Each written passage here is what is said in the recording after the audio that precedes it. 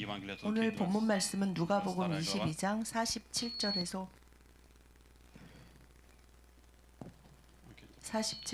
51절. Подальше чуть-чуть.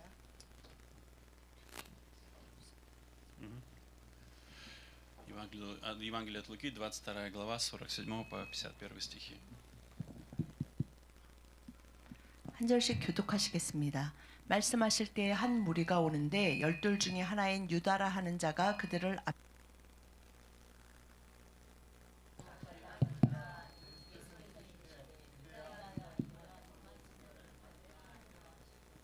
그의 주위 사람들이 그 된 일을 보고 여짜오되 주여 우리가 칼로 치리이까 하고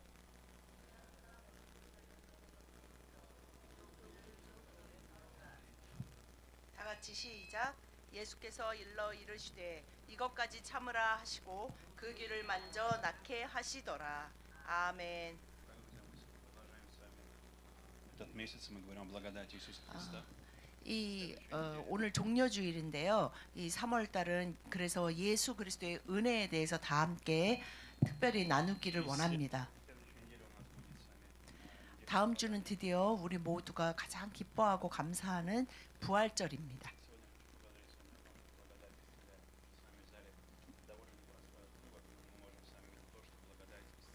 여러분, 하나님의 은혜가 우리를 치유하십니다.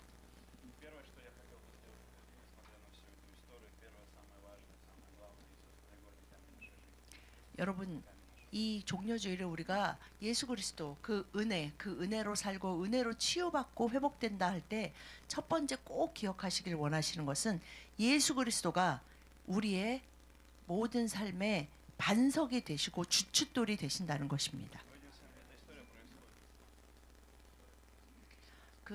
이 오늘 본문은 예수님이 이제 잡히시기 전에 겟세마네에서 기도를 마치신 후에 가룟 유다가 이제 그 병정들을 데리고 예수님을 팔기 위해서 와서 이루어지는 사건 중에 하나입니다. 이 사건의 그 자리에 보면은 예수님을 판 가룟 유다와 베드로 그리고 예수님과 그 종의 이름이 요한복음에는 기록되어 있어요. 이 귀가 잘린 종의 이름이 말고라는 종, 이 네 명이 등장하고 있습니다.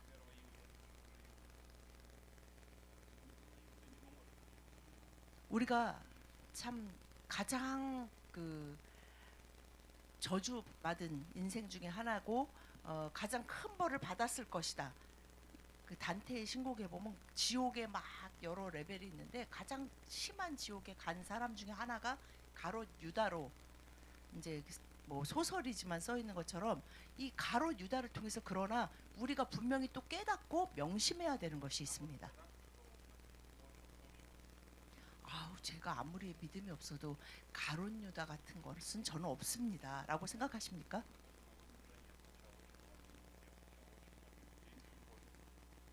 그러나 인생을 살다 보면 그리고 심지어는 교회 안에서도 우리가 가롯 유다 같은 사람을 가끔 볼 수가 있습니다.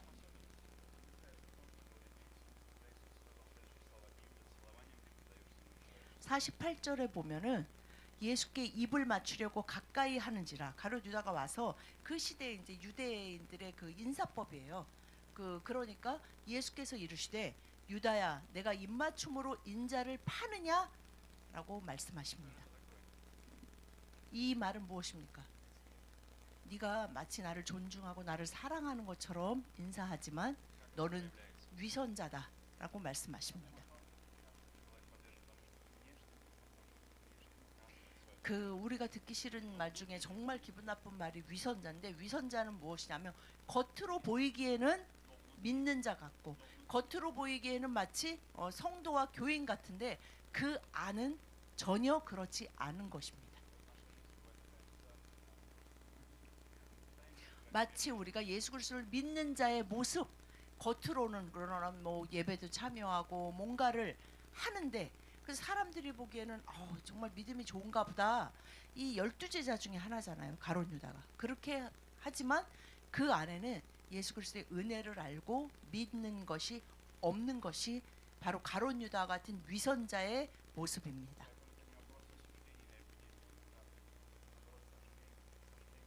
정말 가룟 유다는 불쌍한 사람입니다. 그는 예수 그리스도를 가장 가까이 모시고 다녔으면서도 그는 구원을 받지 못했고 그의 은혜로 회복되고 정말 안식하는 것을 알지 못했던 자입니다. 그리고 유다가 위선자이고 악한 자인 이유, 사단이 그를 통해 역사할 수 있었던 이유는 그는 예수 그리스도를 자기의 삶의 반석으로 주춧돌로 삼지 않았기 때문입니다.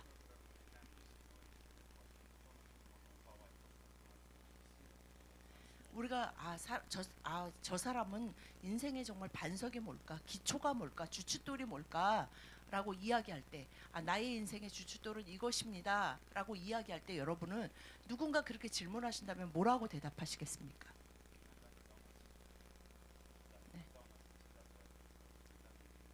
그런데 우리가 그냥 종합적으로는 만약에 예수 그리스도라고 대답할 수 있을지 모르지만 삶의 모든 영역, 그러면 뭐 이런 영역에도 당신의 삶의 기초는 주춧돌은 예수님입니까?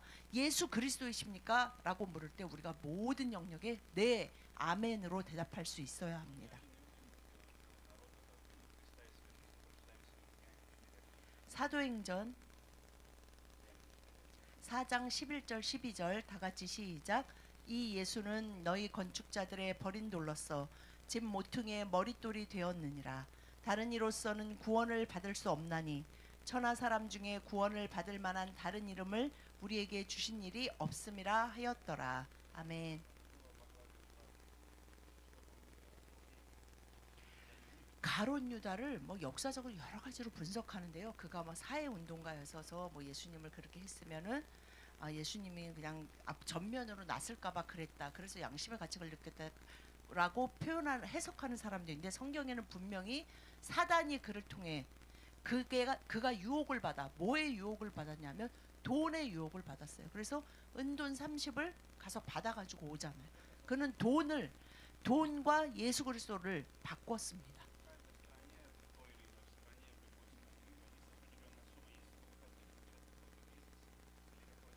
여러분이 만약에 어떤 정말 원하는 꿈꾸던 사업을 시작하기 위해서 그 시작을 위해서 필요한 그 요즘은 뭐 시드머니 종잣돈이 필요합니다.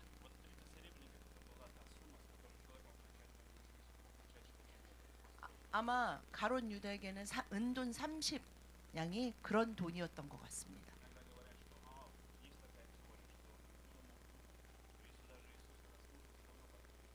그리고 이 아까 말씀드렸듯이 가룟 유다는 예수님이 그리스도인 걸 믿어서 팔아도 십자가에 달려서 다시 살아나실 걸 믿었다.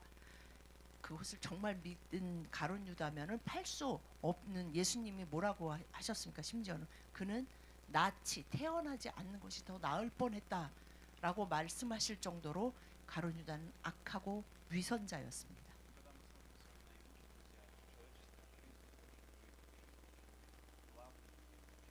여러분, 사람의 각자의 인생에서 그 사람의 인생에서 정말 중요한 것은 그 사람이 자신의 머릿돌을 자신의 모든 삶의 그 시작점 머릿돌을 무엇에 두는지가 너무나 중요합니다. 각자의 인생 가운데 우리는 모두가 자신의 인생에서 건축자입니다. 그 정말 돈을 벌기 위해 사업을 하시는 분, 공부를 하는 사람, 뭐 가정을 위해 쓰는 사람, 미래를 위해 공부하고 투자하는 사람, 그 시기가 다르지만 각자가 자신의 인생을 설계하고 세워 나갑니다. 그렇다면 여러분은 자신의 인생을 어떤 머릿돌 위에, 어떤 주춧돌 위에, 어떤 기초 위에 세워가고 계십니까? 예수님이라고 말씀하지만 그 또 많은 부분은 사실은 우리는 가룟 유다와 같이 돈에 보이는 세상 가운데 돈에 흔들리고 있는지는 않는지 돌아보아야 합니다. 12절에 분명히 말씀하셨습니다. 다른 이로서는 구원을 받을 수 없나니 천하 사람 중에 구원을 받을 만한 다른 이름을 우리에게 주신 일이 없다라고 분명히 선포하십니다. 여러분, 예수 그리스도 말고는 어느 누구도 어떤 것도 사람을 그 모든 인생의 저주와 어리석음과 그리고 영벌로 가는 것을 막고 구원해 줄 수 있는 것은 없습니다. 여러분의 머릿돌이, 여러분의 인생의 모든 머릿돌이 예수 그리스도가 되시기를 축복드립니다.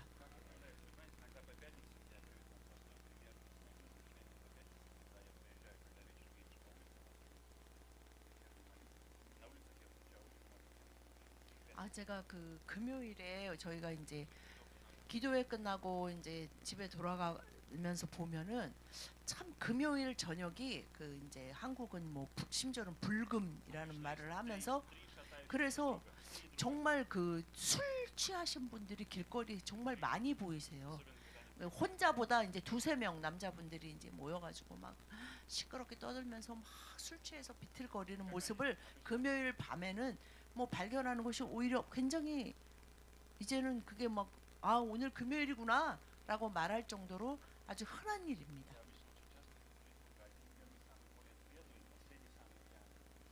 그 세 명의 친구가 막 취해가지고 막 걸어가는데 맨 앞에 가는 사람이 제일 들 취했고 맨 마지막 세 번째가 제일 취해가지고 막 이제 첫 번째는 두 번째를 막 부축하고 두 번째는 세 번째를 부축하면서 막 또 뭐 그러잖아요. 뭐 2차 가자, 3차 가자 그러면서 막 비틀거리면서 가는 것을 보게 됩니다.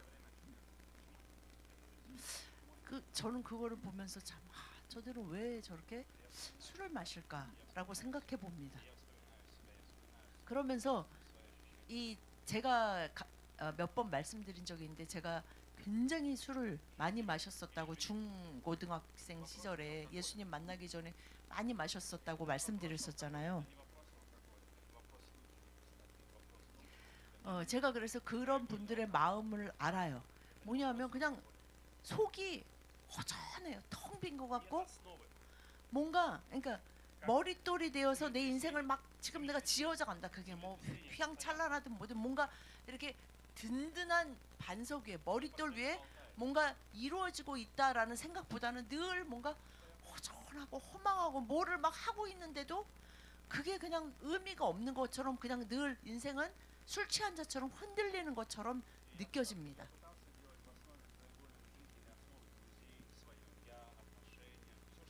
정말 인생을 누구나 각자의 인생을 바르게 설계하기 위해서 그 기초를 나 자신을 삼아보기도 하고 열심을 삼아보기도 하고 세상이 말하는 가치를 쫓기도 하고 진짜 좋은 친구랑 같이 뭔가 애써볼까 여러 가지를 많이 저도 해보았습니다. 그리스도 말고는 어떤 것을 여러분의 인생의 머릿돌로 주춧돌로 반석을 삼으시든지 그것은 결국은 다 무너져 내릴 것입니다. 여러분 그러던 제가 예수 그리스도를 만나고 나서는 더 이상 술이 한 방울도 필요하지 않았습니다.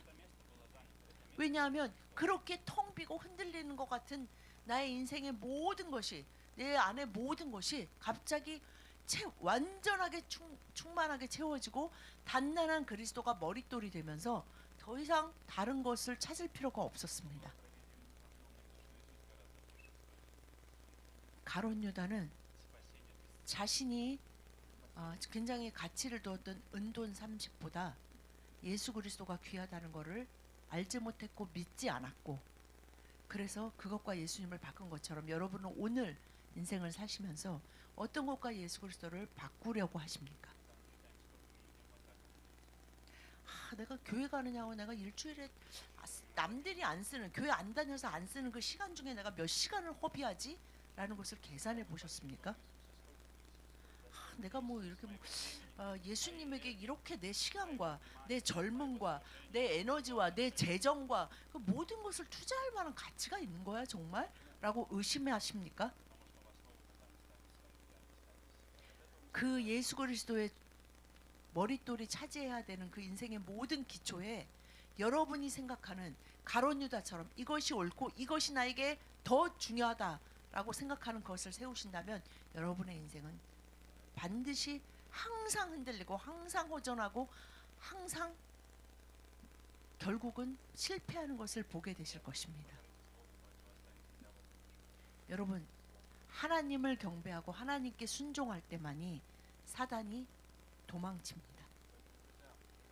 그 가룟 유다가 사단이 그를 통해 역사했다 해서 가룟 유다는 원하지 않았는데 뭐 귀신이 들려서 가룟 유다가 그런 일을 한 것이 아니라 가룟 유다의 욕심이 사단이 틈타게 할 수 있는 길을 내줬기 때문에 그 일이 이루어진 것입니다. 두 번째, 예수 그리스도의 은혜가 바로 우리를 회복시키시는 하나님의 은혜입니다. 예수 그리스도의 은혜는 우리를 회복시키십니다. 오늘 그 본문 중에 또 중요한 사람이 누구냐 하면 그 말고잖아요. 그 종 말고가 귀가 잘리게 됩니다. 그것이 다른 사복음서에도 있지만 베드로가 이 일을 했어요. 베드로는 항상 굉장히 막 앞에 나서는 사람이잖아요. 나서기 좋아하고 나는 절대로 배신하지 않습니다. 막 그러던 사람이 이제 막 잡으러 오니까 칼로 치리까 하고 대답도 안 듣고 대제사장의 종의 오른쪽 귀를 잘라버립니다. 그러면 여러분 참 이상하죠. 베드로가 진짜 그 대제사장의 종의 오른쪽 귀를 자르려는 게 목적이었을까요? 베드로가 왜 귀 잘랐지? 귀를 자르려고 해서 귀를 잘랐을까요? 베드로는 그를 죽이려고 했어요. 근데 칼이 잘못 맞으면서 귀를 자른 거지 귀를 자르기 위해서 귀를 자른 것이 아닙니다. 그러면 이제 베드로는 다른 사람에게 요즘 뭐 한국에 그런 프로가 많다 보니까 아주 웬만한 사람들이 범죄의 그 죄목명을 잘 알잖아요. 상해치사죄예요. 죽이려고 공격해서 귀를 잘랐기 때문에 이게 상해치사죄로 중범죄입니다. 그러면 이 일이 그대로 흘러갔다면 예수님만 잡혀가는 것이 아니라 베드로는 상해치사죄로 같이 잡혀가야 되는 상황이 돼버렸습니다. 그래서 이제 예수님은 대제사장들이 이제 잡으러 갔으니까 잡으러 가는데 베드로는 상해치사죄로 같이 잡혀가서 결국에는 뭐 너도 그 제자다 그래서 같이 죽게 됐을 것입니다. 여러분 이 장면에서도 예수님이 어떻게 우리를 회복시키시고 은혜를 베푸시는지 볼 수 있는 것이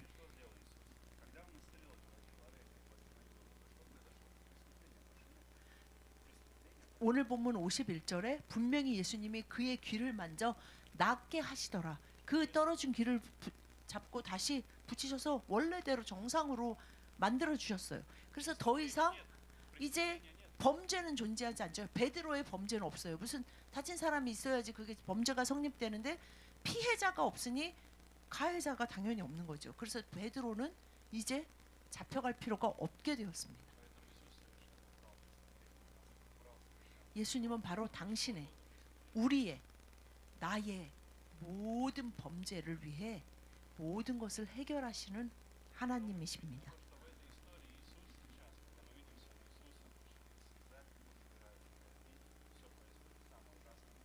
예수님은 지금 이 절체절명에 예수님은 이 사건 전에 겟세마네에서 그 땀방울이 핏방울이 되는 것처럼 떨어지는 그 간절한 기도를 하시면서 이 절체절명의 시간에도 순간에도 자신의 주변 사람들을 먼저 생각하시는 주님이십니다.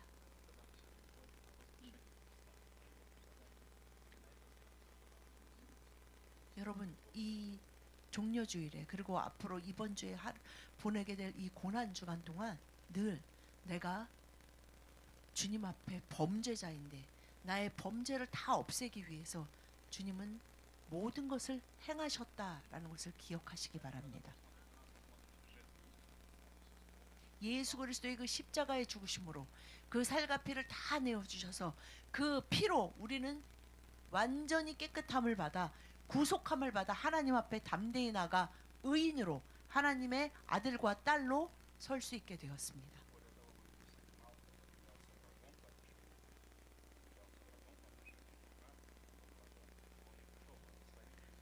이 말고라는 종은 그 왜 왔냐면 그냥 뭔 일인가 해서 따라온 게 아니고요.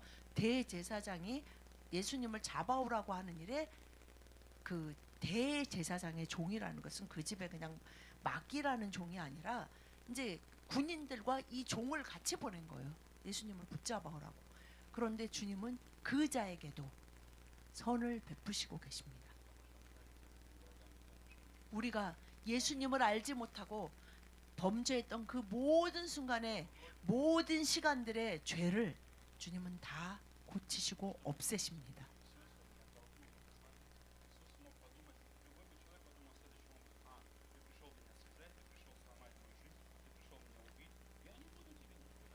여러분 생각해 보세요. 어떤 사람이 여러분의 인생을 망치고 망가뜨리고 부시고 심지어는 여러분의 목숨을 빼앗으려고 하는 사람이 여러분의 집에 문을 부시고 문을 막 쳐부시고 들어왔습니다. 그럼 누가 막 어서 오십시오 그럽니까? 나는 너에게 아무것도 내어주지 않을 거야. 넌 누구야? 도대체 당신이 누구길래 나한테 이렇게 무례하고 악하게 구느냐 하면서 대적할 텐데, 예수님은 그 사람에게도 회복하시는 주님의 은혜를 베푸십니다.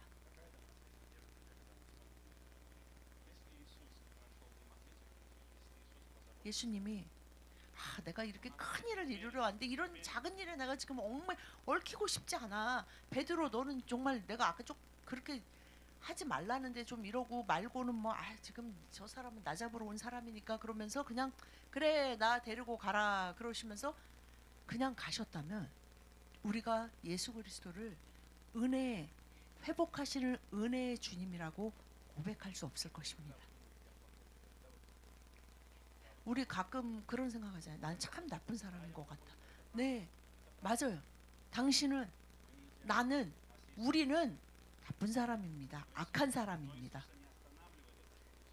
내가 너무 선하기 때문에 예수님이 가시던 길을 멈추시고 당신을 바라보시고 당신을 구원하신 것이 아니라 악하고 주 예수 그리스도의 그 은혜가 필요했기 때문에 멈추셔서 당신을 구원하신 것입니다. 그래서 우리는 늘 항상 오늘도 지금도 예수님의 회복시키시는 은혜가, 용서하시고 죄를 없애시는 은혜가 필요합니다. 여러분 인생을 살다 보면 너무나 안타깝게도 이 가족 안에서도 서로 귀를 자르는, 정말 진짜 칼이 아니라 말로, 눈빛으로, 행동으로, 하다못해 숨소리로, 발걸음 소리로 얼마든지 가족 간에 서로의 귀를 자를 수 있습니다. 그렇게 그런 일이 한 번이라도 있다면 가까운 사이는 서로 용서하고 용납하는 것이 오히려 남보다 더 힘들어집니다. 그때 누가 필요합니까?